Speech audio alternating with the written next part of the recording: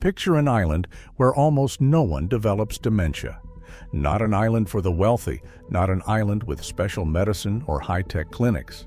A perfectly ordinary island in the Pacific, with fishermen, farmers, and grandmothers who are still working in their gardens at 95.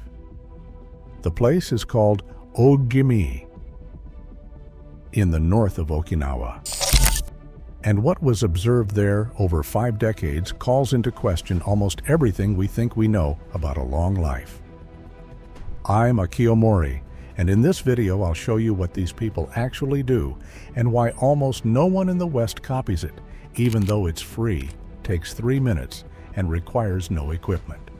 Stay until the end, because the most important part of this system comes last, and without it, the rest doesn't work. In the United States today, nearly half of all people over 85 have some form of dementia. In Ogimi, the rate is so low that researchers initially thought their data was flawed. Same species, same brain, same aging biology.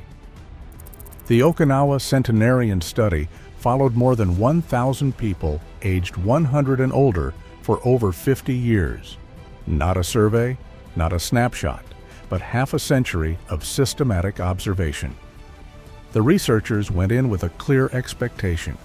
They were looking for a gene, a rare mutation, maybe a food that exists only there. They found none of that.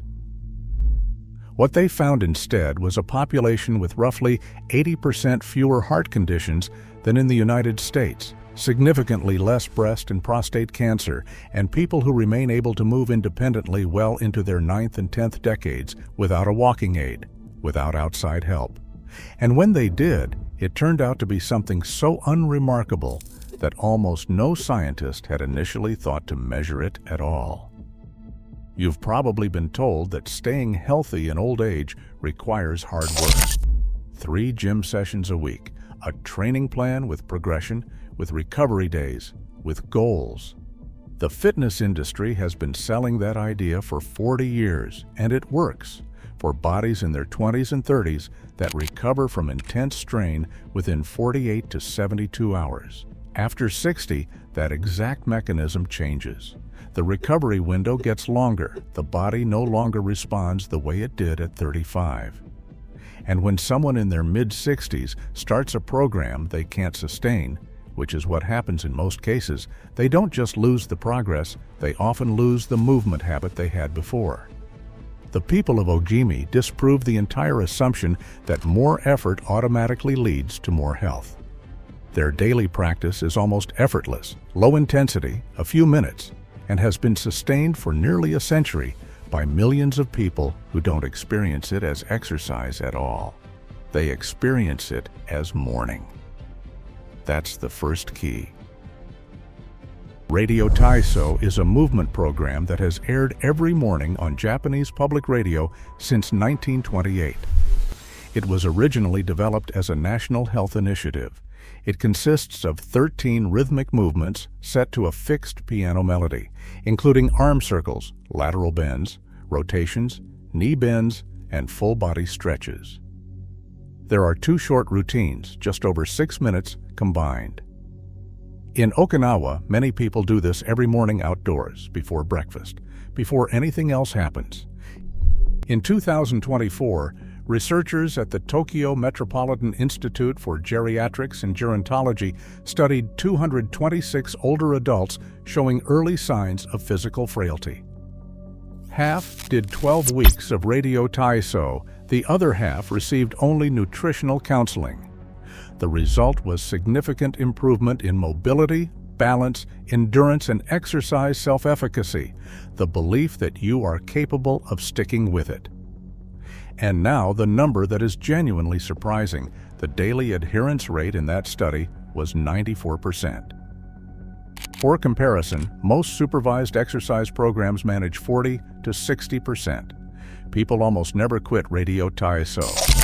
A second larger study, the JAGES cohort, with more than 18,000 participants over 65, followed for an average of 5.3 years, found that regular practice was associated with an 18% lower dementia rate compared to people who did not do it. 18% from 3 minutes a morning. Try this right now. Stand up from your chair without using your hands. Just stand.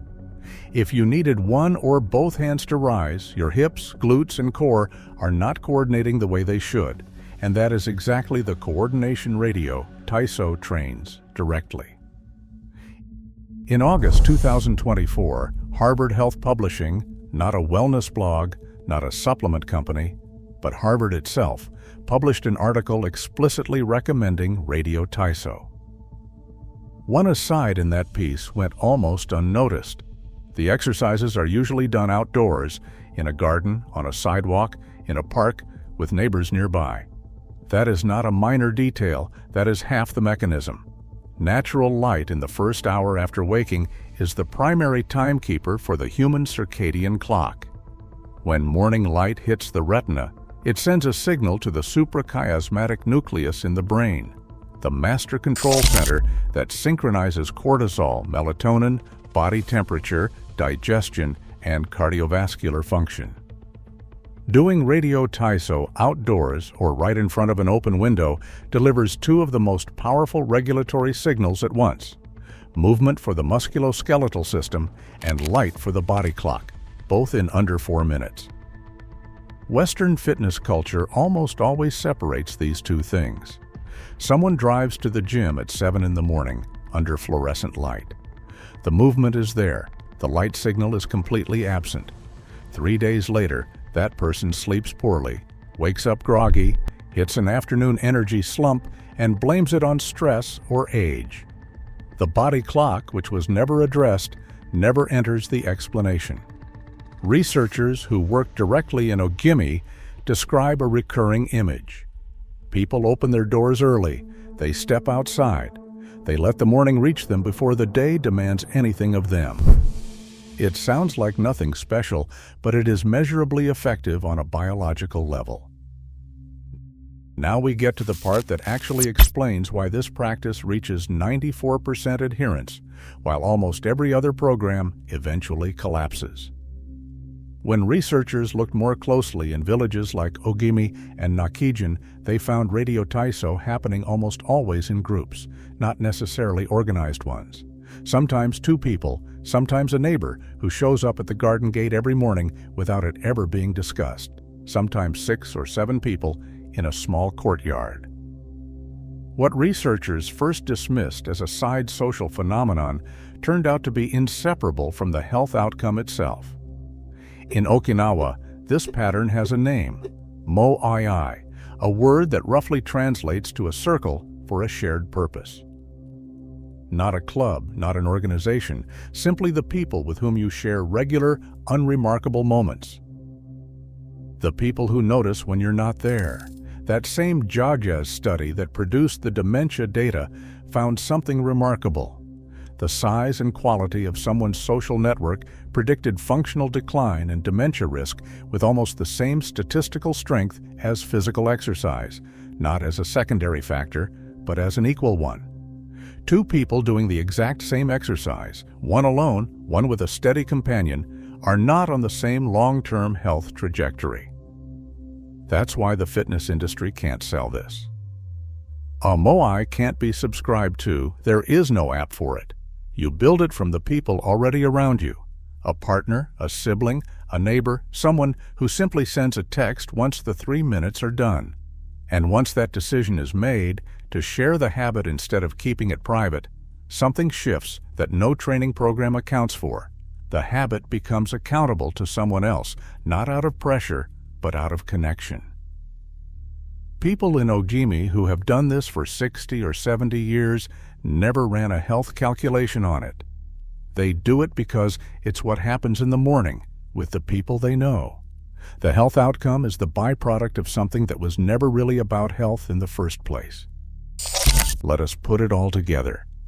Here's what a single morning looks like. 3 minutes of radio TISO before you eat, before you check your phone, outdoors, or right in front of an open window, in morning light, with the knowledge that someone else is doing it too, or with a quick message that turns it into something shared. Total time under 5 minutes. Cost 0. Equipment none. After 7 days, little changes visibly, but something real does. The morning feels less effortful to begin. After 30 days, the stand-up test from earlier gets noticeably easier. After 90 days, the habit is no longer a matter of willpower. It has become structural. The key difference is this. Western fitness culture sells programs, and programs have an end date. Okinawa has no programs. Okinawa has a practice. And that's exactly what separates someone who has been moving every morning for 70 years from someone who has started and abandoned 7 fitness programs. Here is your task for today, not for the next few weeks, just for today. Find Radio Taiso #1 on YouTube, stand in front of an open window, and do the 3 minutes. That is all.